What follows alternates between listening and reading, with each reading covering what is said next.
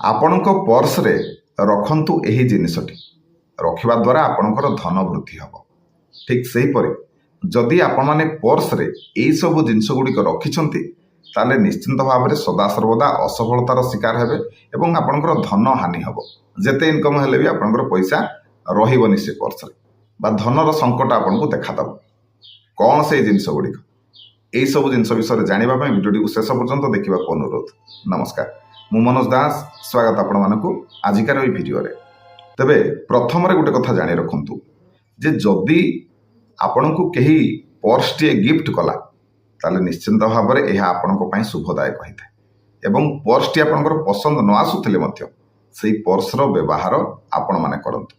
ଠିକ୍ ସେହିପରି ଆପଣ ଯଦି ଚାହୁଁଥାନ୍ତି କାହାର ଉନ୍ନତି ହେଉ, କାହାର ମଙ୍ଗଳ ହେଉ, ତାହେଲେ ତାକୁ ପର୍ସଟିଏ ଗିଫ୍ଟ କରନ୍ତୁ ଏବଂ ଚେଷ୍ଟା କରିବେ ପ୍ରତି ବର୍ଷେ 1.5 ବର୍ଷ ଭିତରେ ପର୍ସଟିକୁ ଚେଞ୍ଜ କରିଦେବା ପାଇଁ, ବଦଳାଇବା ପାଇଁ, ଆଉ ଗୋଟେ ନୂଆ ବ୍ୟବହାର କରିବା ପାଇଁ।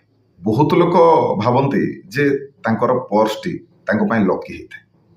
ସେ ପର୍ସ ପାଇଁ ସେମାନେ ଏତେ ଭାଗ୍ୟବାନ ହେଇଥାନ୍ତି। ବହୁତ ଛିଡ଼ା ହେଇଥିବ, ଚିରି ଯାଇଥିବ, କିନ୍ତୁ ସେମାନେ ସେ ପର୍ସକୁ ବ୍ୟବହାର କରୁଥିବେ, ପର୍ସ ବଦଳାନ୍ତେ।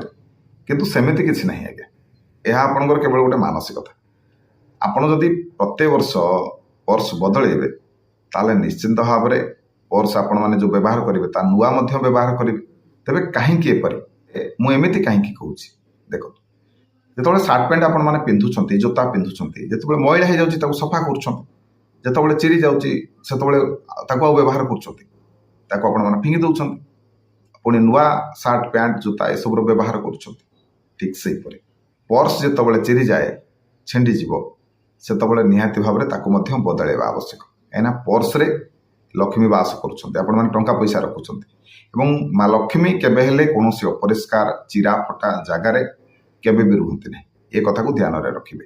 ଯଦି ଆପଣମାନେ ଆପଣଙ୍କର ପର୍ସଟିକୁ କିଛି ମାସର ସମୟ ବ୍ୟବଧାନ ଭିତରେ ହଳଦୀ ପାଣିରେ ଧୋଇ ଦିଅନ୍ତି ତାହେଲେ ମଧ୍ୟ ଏହା ଆପଣଙ୍କ ପାଇଁ ଭାଗ୍ୟବର୍ଦ୍ଧକ ସାବ୍ୟସ୍ତ ହେବ, ନିହାତି ଭାବରେ ଆପଣଙ୍କ ପାଇଁ ଶୁଭ ହେବ। ମନେ ରଖନ୍ତୁ, ଆପଣ ସିନା ଭାବୁଥିବେ ଯେ ଆପଣଙ୍କର ସେ ଯେଉଁ ଚିରା ପର୍ସଟି ବା ଫଟା ପର୍ସଟି ଆପଣଙ୍କ ପାଇଁ ଲକି, କିନ୍ତୁ ଚିରା କିମ୍ବା ଫାଟି ଯାଇଥିବା ପର୍ସ, ପୁରୁଣା ମଇଳା ପର୍ସ ଯଦି ଆପଣମାନେ ବ୍ୟବହାର କରନ୍ତି ତାହେଲେ ଏହା ଆପଣଙ୍କ ପାଇଁ ସବୁବେଳେ ଧନ ଖର୍ଚ୍ଚ ଆପଣଙ୍କର ସବୁବେଳେ ପଡ଼ିବ। ଅଯଥାରେ ଆପଣଙ୍କର ଧନ ଖର୍ଚ୍ଚ ହେବ। ତେଣୁ ପର୍ସ ଯେତେବେଳେ ଚିରିଗଲା, ଫାଟିଗଲା, ସେତେବେଳେ ତାକୁ ବଦଳାଇ ଦେବା ପାଇଁ ଚେଷ୍ଟା କରନ୍ତୁ। ତେବେ ଏମିତି କେବେ ବି କରିବେନି, ଆପଣ ଯେଉଁ ପର୍ସ ବ୍ୟବହାର କରୁଥିବେ କାହାକୁ ବି ଦେବେନି। ଗୋଟେ ଦିନ ବି ଧରିଥାନ୍ତୁ, ଯଦି ଆପଣମାନେ ସେଠି ଆପଣଙ୍କର ସବୁ ଜିନିଷ ରଖିଛନ୍ତି, ପଇସା ରଖିଥିବେ, ଗୋଟେ ଦିନ ବି ବ୍ୟବହାର କରିଥିବେ ତାହେଲେ ମଧ୍ୟ କାହାକୁ ବି ଗିଫ୍ଟ ଆକାରରେ ଦିଅନ୍ତୁ ନାହିଁ, ଯେତେ ବି ନିଜର ସମ୍ପର୍କୀୟ ହୁଅନ୍ତୁ। ଏଭଳି କରିବା ଦ୍ୱାରା ଆପଣଙ୍କର ଧନହାନି ହୋଇଥାଏ। ତେବେ ଏମିତି ମଧ୍ୟ ବହୁତ ଲୋକ ଅଛନ୍ତି ଯେଉଁମାନେ ପ୍ରାୟତଃ ପର୍ସର ବ୍ୟବହାର କରନ୍ତିନି, ସେମାନେ ପର୍ସ ଜମା ଧରନ୍ତିନି। ତେବେ ମନେ ରଖନ୍ତୁ, ଆପଣମାନେ ଯେଉଁଠି ଚାକିରି କରିଛନ୍ତି ବା ଯେକୌଣସି ସୋର୍ସରୁ ଆପଣଙ୍କର ବି ଇନକମ୍ ହେଉଛି, ଆପଣ ପର୍ସଟି ନିହାତି ଭାବରେ ପ୍ରଥମେ ବ୍ୟବହାର କରନ୍ତୁ ଏବଂ କିଛି କିଛି ପଇସା ସେ ପର୍ସରେ ନିହାତି ଭାବରେ ରଖନ୍ତୁ, କିଛି ପଇସା ରଖନ୍ତୁ। ନିହାତି ଭାବରେ ଏହା ଆପଣଙ୍କ ପାଇଁ ଶୁଭଦାୟକ ହେବ। ଦେଖନ୍ତୁ, ପର୍ସରୁ ବାହାର କରିକି ପଇସା ଯଦି ଆପଣମାନେ ନିଜର ସ୍ତ୍ରୀକୁ ସେଭିଙ୍ଗସ୍ ପାଇଁ ଦିଅନ୍ତି କିମ୍ବା ନିଜର ମାଆଙ୍କୁ ଦେଉଛନ୍ତି କିମ୍ବା ନିଜର ଭଉଣୀକୁ ଦେଉଛନ୍ତି ତାହେଲେ ଏହା ବହୁତ ଶୁଭ ହୋଇଥାଏ। ତେଣୁ ପର୍ସରେ ପ୍ରଥମେ ପଇସା ରଖିବା ଆବଶ୍ୟକ। ସେଭଳି ଯେତେବେଳେ ପର୍ସରେ ଆପଣମାନେ ପଇସା ରଖିବେ, ପୁରା ସଜାଡ଼ିକି ଠିକ୍ଠାକ୍ ସେ ରଖିବେ, ମୋଡ଼ି ମାଡ଼ିକି ପଇସା ଜମା ପର୍ସରେ ରଖିବେନି। ପର୍ସ ଭିତରେ କାରି ଫଟୋ ମଧ୍ୟ ରଖିବା ଅନୁଚିତ। ଖାସ୍ କରିକି ଯଦି ଫଟୋ ଆପଣଙ୍କର ଝାପସା ହେଇଯାଇଥିବ, ଚିରି ଯାଇଥିବ କିମ୍ବା ଫାଟି ଯାଇଥିବ, ଏ ଫଟୋକୁ ଜମା ବି ରଖିବେନି। ତେବେ ବର୍ତ୍ତମାନ ଆସନ୍ତୁ ଜାଣିବା ପର୍ସରେ କେଉଁ ସବୁ ଜିନିଷ ଗୁଡ଼ିକ ରଖିଲେ ଏହା ଧନକୁ ଆକର୍ଷିତ କରିଥାଏ, ଆପଣଙ୍କର ଧନ ଲାଭ ହୋଇଥାଏ, ଧନ ବୃଦ୍ଧି ହୋଇଥାଏ, ଧନ ବଢ଼ିଥାଏ। ତେବେ ପ୍ରଥମରେ ହେଉଛି ରୂପା କଏନ୍। ରୂପା କଏନ୍କୁ ପ୍ରଥମେ ମା ଲକ୍ଷ୍ମୀଙ୍କୁ ସମର୍ପିତ କରନ୍ତୁ, ତାପରେ ଆପଣମାନେ ପର୍ସରେ ରଖନ୍ତୁ, ଏହା ଆପଣଙ୍କ ପାଇଁ ଶୁଭ ହେବ।